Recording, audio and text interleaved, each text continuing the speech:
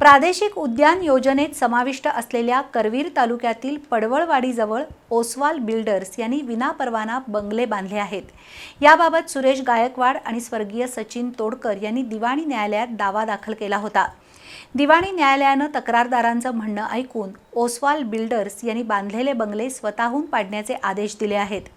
दुसरीकडे या निर्णयाविरोधात वरिष्ठ न्यायालयात दाद मागणार असल्याचं पारस ओसवाल यांनी सांगितलं। निसर्गाचा समतोल राखण्यासाठी आणि वन्यजीव सुरक्षेसाठी कोल्हापूर इचलकरंजी प्रादेशिक उद्यान योजना जाहीर केली आहे। त्यामध्ये ज्योतिबा, पन्हाळा, वाघबीळमधील दरीभाग आणि पडवळवाडीचा समावेश आहे। अशा परिस्थितीत पारस ओसवाल यांनी पडवळवाडी गावठाणाबाहेरील 4 हेक्टर 53 आर शेतजमीन स्वतः शेतकरी नसताना खरेदी केली।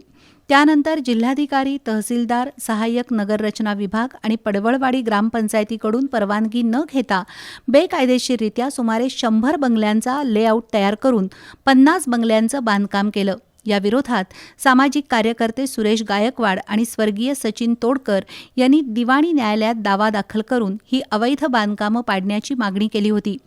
त्यावर तिसरे सहदिवाणी न्यायाधीश IM नायकवडी यांनी बंगल्यांची बांधकामं 3 महिन्याच्या आत ओसवाल यांनी स्वतःहून पाडून टाकावीत असे आदेश दिले आहेत। पडवळवाडी इथल्या जागेत केवळ 18 बंगले बांधले आहेत।